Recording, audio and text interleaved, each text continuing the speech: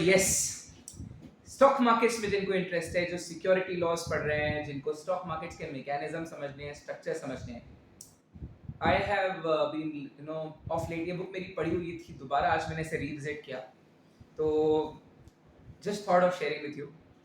National stock exchange के जो scams हुए, जो कोलोकेशन स्कैम हुआ, एल्गो स्कैम हुआ, और कैसे नेशनल स्टॉक एक्सचेंज ने अपने डोमिनेंस का फायदा उठाया, अगर आपको इसके बारे में थोड़ा पढ़ना है, अगर आपको इसकी हिस्ट्री में थोड़ा इंटरेस्टेड है, अगर आप like if you are a stock market enthusiast और a security law enthusiast, probably I have few recommendations for you.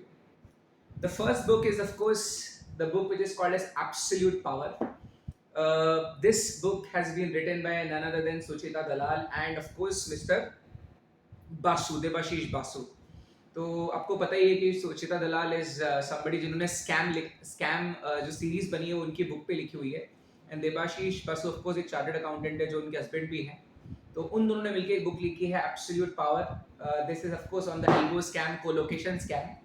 तो if you don't know about the colocation scam of national stock exchange actually public issue लाना चाहता था।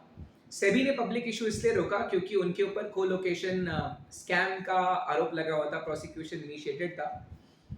Colocation scam या algo scam जिसको बोलते हैं, मैं आपको शॉर्ट में बता दूं उसका मीनिंग क्या है। एक्चुअली चक्कर ये है कि सिंगापुर के सर्वर्स में इंडिया के एक्सचेंजेस का डेटा, इंडिया के मार्केट से रिलेटेड डेटा पहले पहुंचता था। सो सर्टेनली अगर सिंगापुर में निवेशकों के पास, इन्वेस्टर्स के पास डेटा पहले पहुंचेगा तो naturally they will be able to make lot of money, because अगर I have a software, algo trading का मतलब ही होता है I will program a software, I will program a software and eventually वो प्रोग्राम मेरे लिए ऑर्डर्स डालेगा। अब अगर मेरे पास डेटा पहले आ रहा है तब तो मैं तो कुछ भी कर सकता हूँ। So actually what happened, Singapore में ही एक पर्सन था जो काम करता था। अब उसने जब अपनी जॉब शिफ्ट की, उसने जॉब चेंज की सिंगापुर से, वो सिंगापुर में ही दूसरी कंपनी में जब जॉब करना उसने स्टार्ट की तो उसको उतने रिजल्ट्स नहीं आ रहे थे। अब उसको उतने रिजल्ट्स नहीं आए तो उसने सोचा यार पहले वाले ऑफिस में, पहले वाले कंपनी में तो मुझे बहुत तगड़े रिजल्ट आ रहे थे, यहाँ क्या गड़बड़ हो रही है। इवेंचुअली ही रियलाइज की देयर इज सम स्टफ जो समझ नहीं आ रहा है, तो उसने वहां से टिप पास की कि यार सिंगापुर पे कुछ सर्वर्स में डेटा पहले पहुंच रहा है। एंड धीरे धीरे करके मैटर जब थोड़ा सा एस्केलेट हुआ तो सुचिता दलाल ने नेशनल स्टॉक एक्सचेंज के खिलाफ कंप्लेन कर दी कि नेशनल स्टॉक एक्सचेंज के जो सर्वर्स हैं आउटसाइड इंडिया उसमें डेटा पहले पहुंचता है। अब जब नेशनल स्टॉक एक्सचेंज में सुचिता दलाल ने केस किया तो सुचिता दलाल पे नेशनल स्टॉक एक्सचेंज ने डिफेमेशन का केस फाइल किया कि you are trying to defame the stock exchange, the biggest stock exchange of India. अब fortunately what happened, Suchita Dalal won the case. Suchita Dalal को 1 करोड़ रुपए मिले, 50 lakh as cost and 50 lakh compensation. So she won the case, but eventually national stock exchange के खिलाफ investigation शुरू हुआ and still उस पे कोलोकेशन का चल ही रहा है। एंड ऑफ कोर्स बहुत ट्रस्ट डेफिसिट क्रिएट हो गया उस वजह से। इसके अलावा किस तरह से नेशनल स्टॉक एक्सचेंज ने MCX को रोका, किस तरह से करेंसी डेरिवेटिव्स मार्केट में नेशनल स्टॉक एक्सचेंज अपनी पोजीशन का अब्यूज किया था, उसके बारे में भी ये किताब है। इंडिया में एक लेजेंड है जिसकी कहानी बहुत कम लोग जानते हैं, मुझे लगता है कि स्कैम 2 जो बननी चाहिए, तेलगी तो आ गया है, बट एक्चुअल में इंडिया में एक बहुत ही हम्बल मिडिल क्लास बैकग्राउंड से एक व्यक्ति था जिसका नाम था जिग्नेश शाह। अब जिग्नेश शाह वो आदमी है जिसने इंडिया में सॉफ्टवेयर बनाया जो स्टॉक एक्सचेंज प्लेटफॉर्म में बाइंग सेलिंग कंप्लीट करवाता है, ट्रांजैक्शन। अपेरेंटली इंडिया सबसे फास्टेस्ट प्लेटफॉर्म है, और वो इस वजह से क्योंकि फाइनेंशियल टेक्नोलॉजीज नाम की एक कंपनी, जिग्नेश शाह द्वारा बनाई गई कंपनी, वो एक सॉफ्टवेयर बनाती है।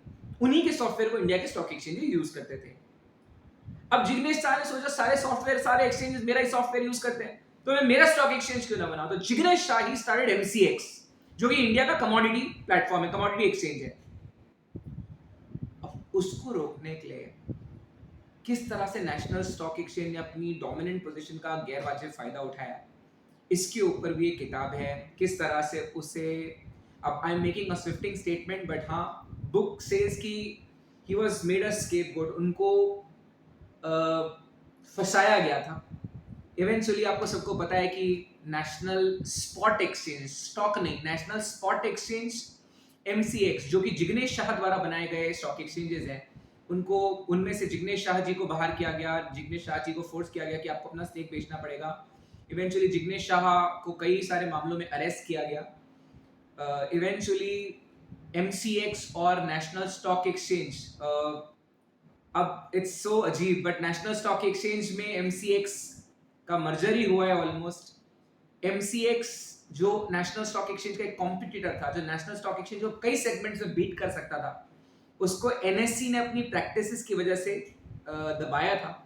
और बाद में देखिए आप, जो MCX के फाउंडर थे उनको फंसा के MCX और नेशनल स्टॉक एक्सचेंज को मर्ज कर दिया गया है। तो MCX जो कि जिग्नेश शाह का बनाया हुआ एंटिटी था, it is part of national stock exchange now. यही नहीं, इंडिया का जो रेगुलेटर है फॉरवर्ड्स मार्केट को इंडिया में रेगुलेट करता है, जैसे फ्यूचर एंड ऑप्शन होता है वैसे फॉरवर्ड मार्केट होता है, क्योंकि कमोडिटी मार्केट्स में एक्चुअल में फिजिकल डिलीवरी होती है फॉरवर्ड कॉन्ट्रैक्ट में। तो फॉरवर्ड मार्केट कमीशन जो इंडिया की रेगुलेटर थी, उसको सेबी के साथ मर्ज कर दिया गया। So very interesting book, this book has been written by one of the journalist in India, not Suchita Dalal. So ये भी बहुत लेजेंडरी किताब है, पलक शाह नाम के व्यक्ति है, इन्होंने ये किताब लिखी है, जरूर पढ़िएगा। मैं तो बता रहा हूँ, मैं आज फिर से दोबारा पढ़ रहा हूँ because I was talking about, तो मेरे को याद आ गई, तो I was just reading it, एक चैप्टर पढ़ने का मन किया। तो बड़ी ही लेजेंडरी किताब। और अगर कोई थोड़ा फिर पॉलिटिक्स में भी जिसको इंटरेस्ट है, जो थोड़ा बीजेपी और कांग्रेस वाला काम करना चाहता है, छोटी tiny book, this book is actually by Shri M Iyer, जो पहले एक कैबिनेट मिनिस्टर थे, IAS कैडर के ऑफिसर थे। इन्होंने वहां से रिजाइन किया और ये पूरी किताब, इसका नाम ही सी कंपनी है। So C company actually signifies P Chidambaram. So ऐसा भी माना जाता है कि इंडिया में नेशनल स्टॉक एक्सचेंज का पूरा control, this is not what I am saying, this is not something I am claiming, this is what the book says. So ये बुक जो है, ये बहुत स्विफ्टिंग स्टेटमेंट्स वाली बुक है, but very well written book. मैं usually कभी ऐसे रिवील नहीं करता हूँ कि मेरी सोर्स ऑफ इंफॉर्मेशन क्या है, but I am revealing it today because few of the students requested it. And of course आजकल के क्लासरूम सेशंस में डिस्कशंस, एंगेजमेंट थोड़ी कम हो गई है। People want to stick to the agenda, people want to stick to the exact topic which is there for the exam और assessment. तो कई बार ऐसे मार्केट रिलेटेड चीजें, जो बहुत सारी इंटरेस्टिंग चीजें होती है, वो मिस हो जाती है। तो अगर आप भी सिर्फ कोर्स ही पढ़ रहे हो, सिर्फ टिक टिक टिक टिक टिकिंग द बॉक्स अप्रोच चल रहा है, टीचर सिर्फ कॉन्सेप्ट पढ़ा दे रहा है, इंटरेस्टिंग पीस जरूर पढ़िए। और बहुत अच्छे से ड्राफ्ट की हुई बुक है, मतलब बड़ी मजेदार तरीके से लिखा हुआ है। So this is about national stock exchange and the history of national stock exchange. This is CS Rahul Tekwani. अगर वीडियो अच्छा लगा हो तो जरूर शेयर करना, लाइक शेयर सब्सक्राइब, एंड जरूर मुझे कमेंट में बताना। और स्टॉक एक्सचेंजेस से रिलेटेड या इंडिया में सिक्योरिटीज मार्केट से रिलेटेड आप किस बारे में जानना चाहोगे, because I have been in the market, I'm trading since 2004-5. I think I've spent enough time understanding securities laws and decoding securities laws in India. If you have any topic, if you want any clarification on any subject, do comment. Thank you. This is CS Rautapan. Bye.